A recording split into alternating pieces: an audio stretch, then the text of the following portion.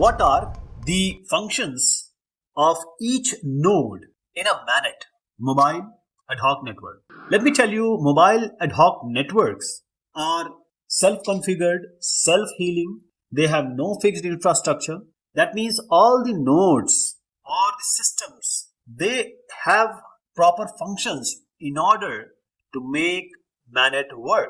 So the function of each node starts with the forwarding of the packet to the next hop, that is to the next router. And before forwarding, the sender has to ensure certain things like the packet should move towards its specified destination and the number of hops, you can call it as a path length also, to the destination should be minimum. And the function of each node is to delay the minimization of this delay. And the packet loss should be and is minimum through the path.